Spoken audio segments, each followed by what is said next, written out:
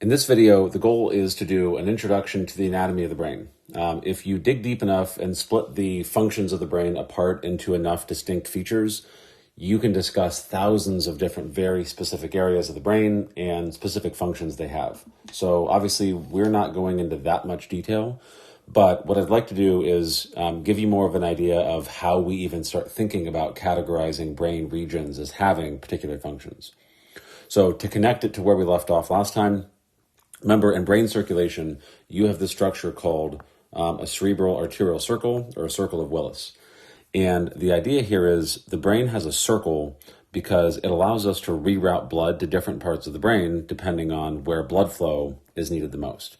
So if the right side of the brain needs more blood flow out the middle cerebral artery, we could easily increase flow from this carotid artery and vasodilate these blood vessels going around the circle to reroute some of that blood and help out on the other side. The reason that matters is your brain isn't like other organs. Different parts have different functions, and they'll need more or less blood flow at specific times. So the way that we can measure that is with something called an fMRI, or functional magnetic resonance imaging. And the idea is you end up getting a heat map of which parts of the brain are the most or least active. And what you can do is you put someone in an fMRI scanner and you have them perform a certain task. So they could be solving a math problem or smelling food that they like or looking at pictures of things that are scary or things that are stimulating, whatever it might be. The scanner will tell you which parts of the brain are most active because it's able to measure blood flow.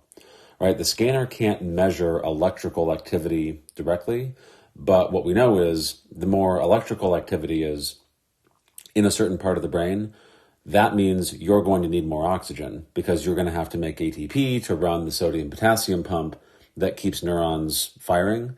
And so if a brain region has more activity and it needs more oxygen, you expect blood vessels to vasodilate and let more blood flow enter those regions.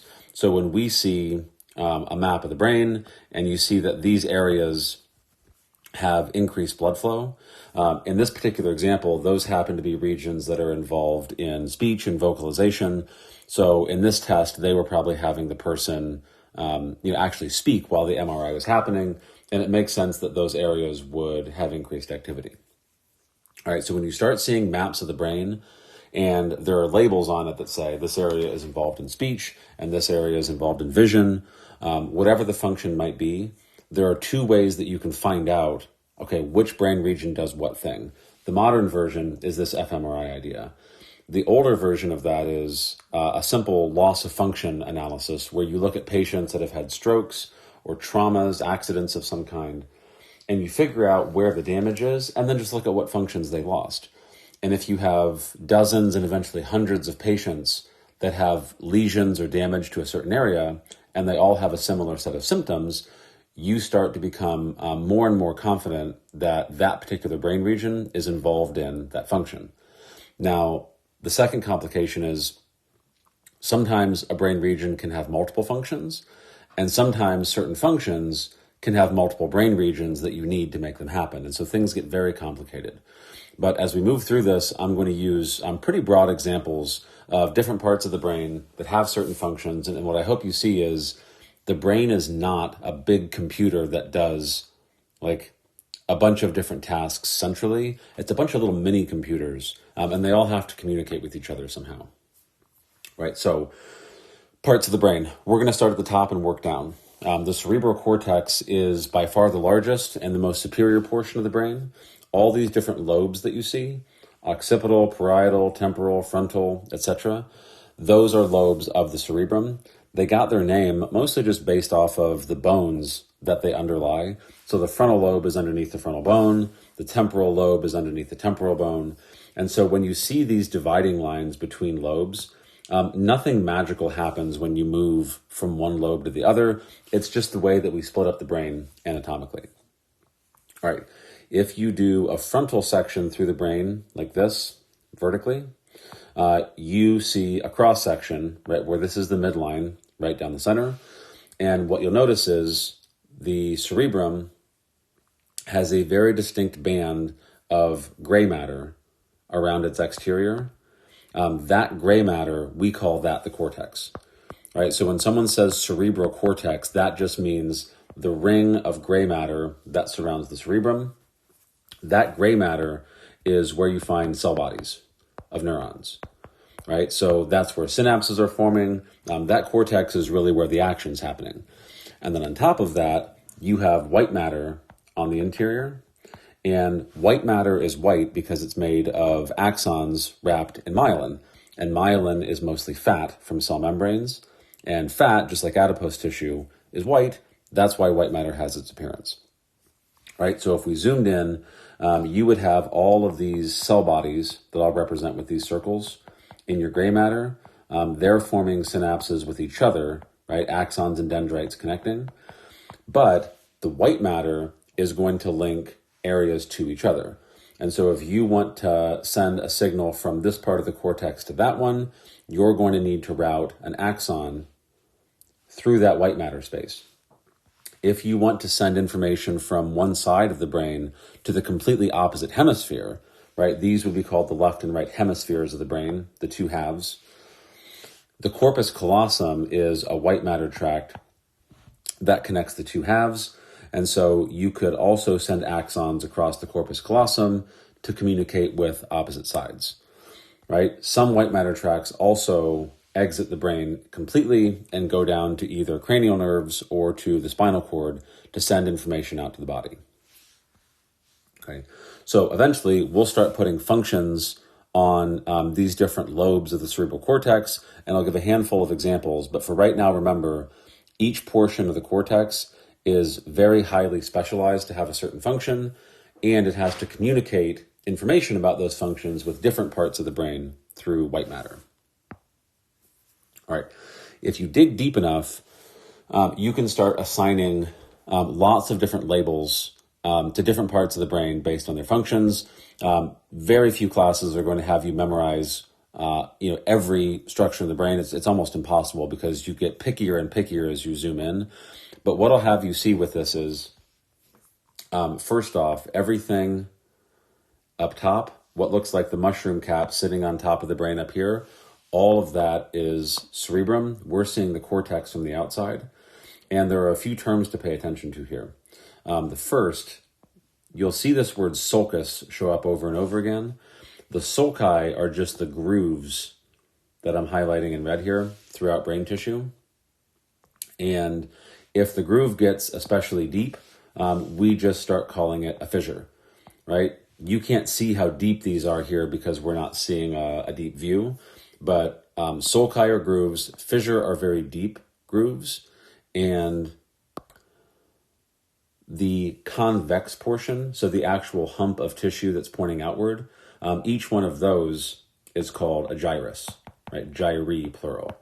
So if you see the name of a gyrus or a sulcus or a fissure, they're just referring to specific locations within the cortex. And shockingly, brains between different people, like if you look at the gyri and sulci of 10, 20, 1,000 different humans, the pattern is very, very similar. That's why we can give them these names that you can use from person to person, because these folds in the tissue, it's not like a fingerprint where it's different for every person. They're fairly consistent. All right. In this cutaway view, you can also see the corpus callosum, right? Very, very thick section of white matter. And then on the base of the brain, this entire structure is the cerebellum, right? So when you see cerebellar hemisphere, that's one half of the cerebellum, just like this is a cerebral hemisphere, right? Half of the cerebrum. And then lower portions of the brain, right? Brainstem down here. This is the pons that links the cerebellum with the rest of the brain. And then up here, we would call these areas midbrain, right? So we're going to zoom in on all these structures. You certainly probably don't need to memorize all of them. But as you move through, pay attention to these labels, keep some perspective as to where structures are relative to the cerebral cortex. All right. So a few more in-depth descriptions of some of these things. We already talked about gyri and sulci, right? In this picture, you can see gyri convex out. you can see sulci and fissures, right, grooves digging down in. And the other thing that you'll find is within the cerebrum, there are structures called basal nuclei. And the term nucleus in the brain, not like nucleus of a cell with DNA, a nucleus in the brain is just a pocket of gray matter that's not part of the cortex. And so these structures, the caudate nucleus, the putamen, and the globus pallidus, those are basal nuclei, right? They're gray matter, but they're not part of the cortex. So we call them basal because they're near the base, or they're buried deeper inside the brain. And you can see their position right next to these lateral ventricles. Those are the same lateral ventricles that we saw when we talked about CSF production. So hopefully this is starting to give you some perspective about where all these brain regions are located. All right. The next thing to point out, the term tract. When we talk about white matter and we say that they're made up of tracts of axons, a tract in the CNS is the same exact concept as a nerve in the PNS. It's just a bundle of axons, right? So the subcategories, association tracts, are just axons that link different parts of the same cerebral hemisphere to each other, right? So staying either within the left side or within the right side. Commissural tracts go between hemispheres. Those are the ones that are almost always going to run through the corpus callosum, because corpus callosum, remember, is the white matter tract that goes across the midline, right? Connects the left and right hemispheres to each other. And then lastly, projection tracts are between completely different regions of the brain. Those are going to leave the cerebrum and head out to completely different locations like the cerebellum or the brainstem, and some of them will make their way down to the spinal cord. Okay, so in the end, tract, think same idea as a nerve, a bundle of axons with a similar function that are traveling through the white matter of the brain. Okay, so if you follow those tracks, especially the ones that leave the brain, you'll see that a lot of different brain functions are lateralized. What that means is different sides of the brain control specific functions that might not necessarily have an equivalent on the other side. There's also the fact that each hemisphere, when it comes to motor control and sensory input, is contralateral. That term contra means opposite, lateral just means side. And so for sensory and motor control that's conscious and voluntary, the left side of the brain controls the right side of the body, and the right side of the brain controls the left side of the body. And we'll see more of that in a minute. But this is showing you that where we're starting in the left side of this person's brain, and if you track the nerves, they wind up connecting to the person's right hand, right? Always opposite side. That's why if a person has a stroke on the left side of their brain, you expect to see their sensory and motor deficits, right, on the right side and the opposite side. Okay.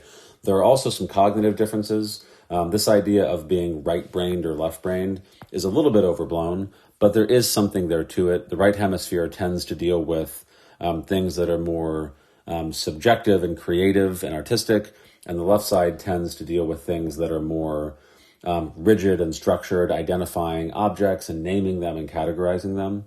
And so not everything in the brain is symmetrical. Even though the left and right halves look very similar, they might have distinct functions that are not mirrored on the other side. Okay, so quick summary of lobes. I'm not going to patronize everyone by reading this list to you, but I'll point out a few important things.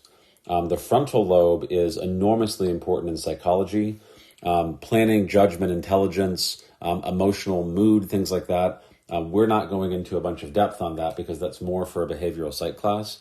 But if someone damages their frontal lobe, you expect them to have major personality changes, probably difficulty just in general thought processing and problem solving. It is also where you find both the primary motor cortex and the premotor cortex. Primary motor cortex is responsible for the direct activation of skeletal muscles, right? Motor activity.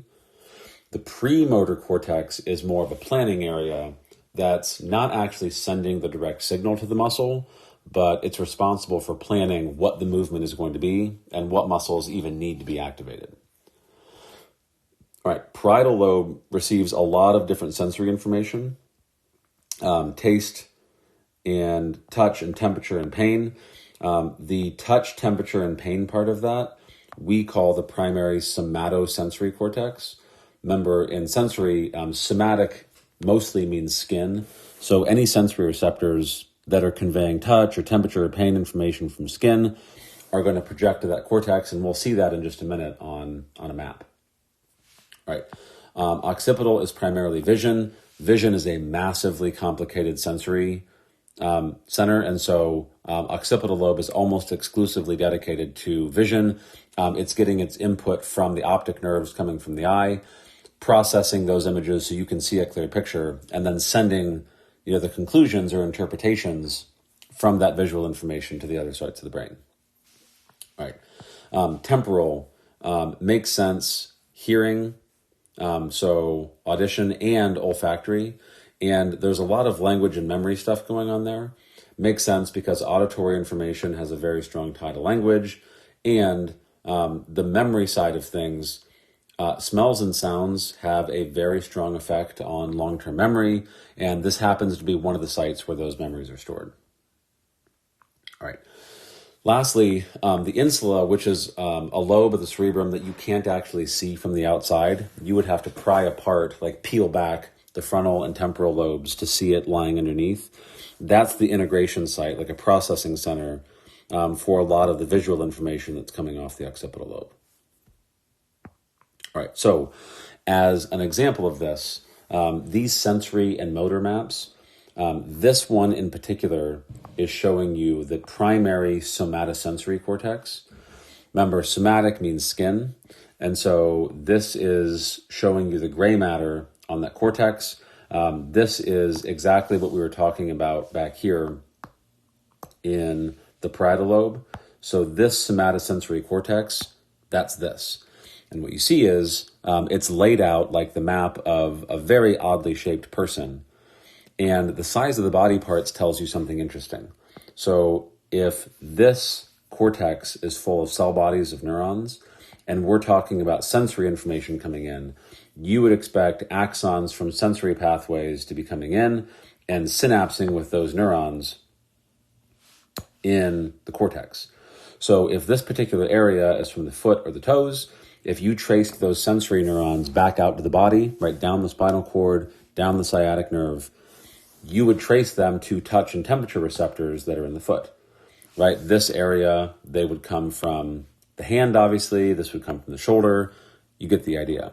So the bigger the sensory area is on the map, the more receptors there are in that area of skin. And what it really is giving you on the sensory side of things is something called touch discrimination. That just means the ability to tell the difference between very, very fine, subtle stimuli on your skin. So the best example that I can think of for this is imagine trying to read Braille, right? The bumps on raised paper that visually impaired or blind people use to try to read. And touch discrimination is best illustrated by thinking about if you put your finger on Braille, you can feel the bumps very carefully and you can try to read it.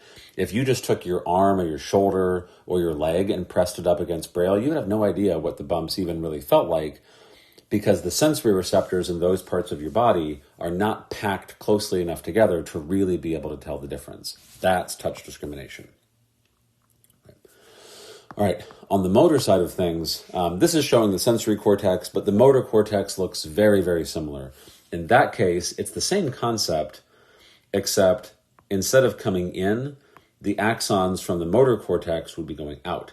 So if this is the hand area, if you traced motor neurons coming out of the hand, you would expect them to leave the brain, go out to the opposite side of the body, and find their way to muscles that move that body part. And in this case, the size of the body part tells you how much dexterity or fine motor control that body region should have. So hands are gigantic.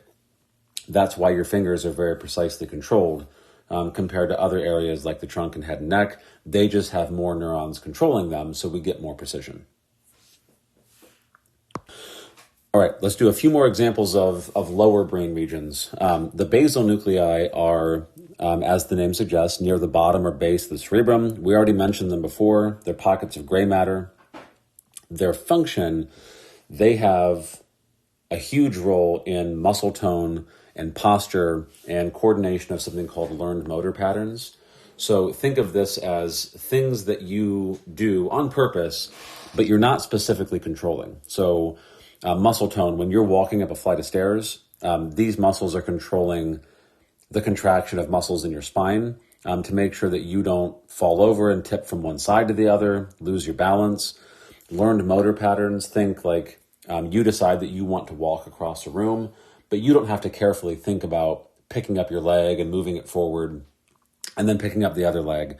The motor pattern kicks in and your basal nuclei activate that series of muscle contractions that make you walk without actually having to pick out, each individual movement by itself, right? So that's why your walking can be fluid and consistent without really having to think about it.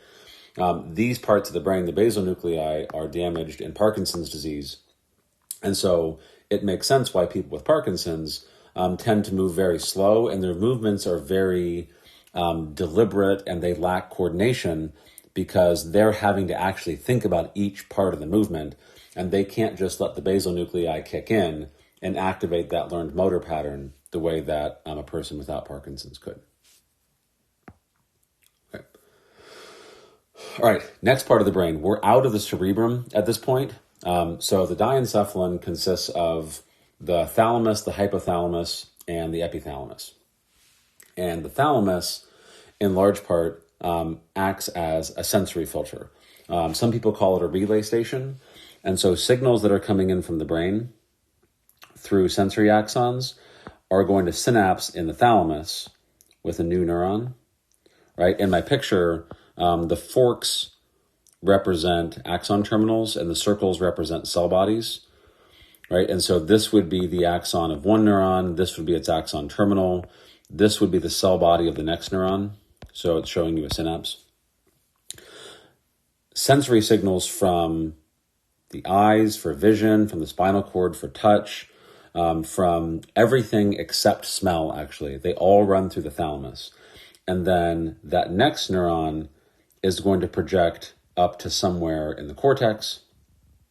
And so when we say it's a relay station or a filter, your thalamus is deciding what becomes conscious. If the thalamus filters out that signal and it doesn't hit threshold and it doesn't keep going into the brain, the information got filtered out and you never really become consciously aware of it. If it does get through and goes to your cortex, then you are aware of it. And so you have sensory stimuli in your environment all the time that are coming into the thalamus, and only a little bit of it gets through. That's why we can ignore things like, if you walk into a room and there's like a mildly bad smell, after 10 minutes or so, you don't even notice it or pay attention to the fact that it's there because your thalamus has filtered that information out and decided that you don't really need to pay attention to it. All right. Below the thalamus is a region easy enough called the hypothalamus, right below the thalamus. And the hypothalamus is the brain's way of controlling hormones through the endocrine system. So the connection here is this tissue up top, this is the hypothalamus. The pituitary gland is an endocrine gland that basically dangles off the bottom of the brain. And the posterior pituitary is actual nervous tissue. There are axons that go directly from the brain down into the pituitary. And there are blood vessels there that don't have the same blood-brain barrier set up that most of the brain does. And so we can release hormones there. So these example hormones, ADH is antidiuretic hormone, OT is oxytocin.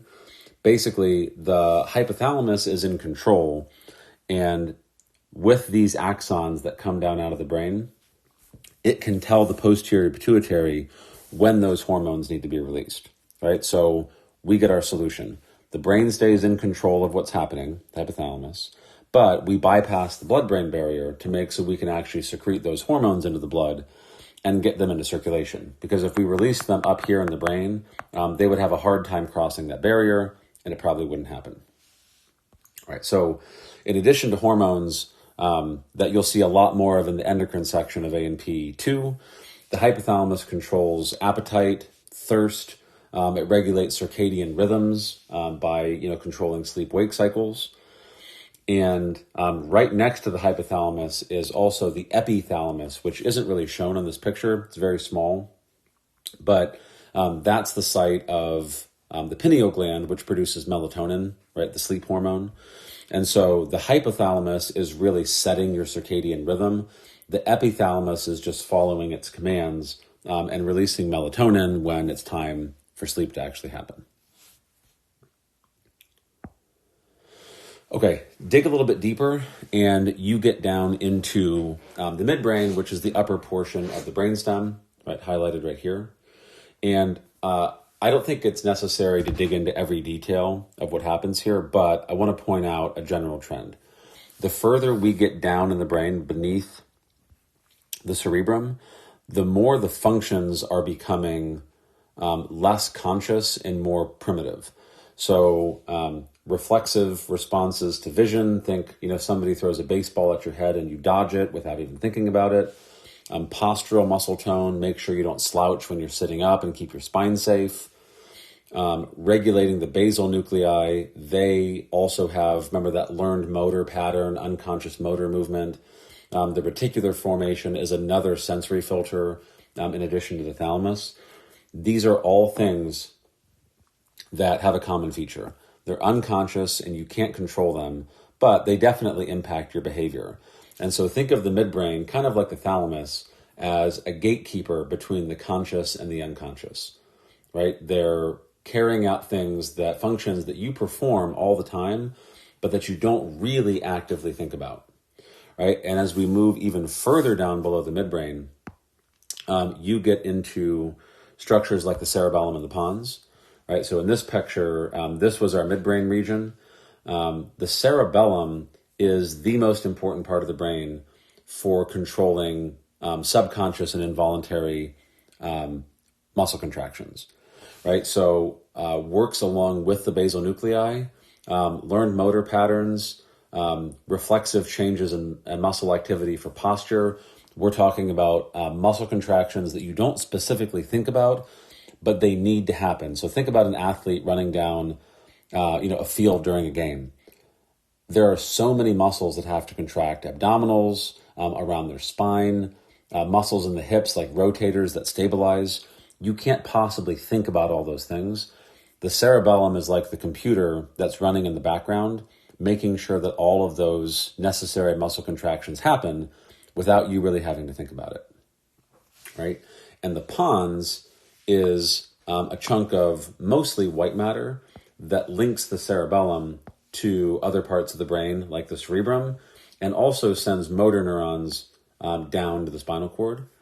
So the cerebellum is where the actual processing is happening. The pons is the linker that lets the cerebellum send that information out to other areas.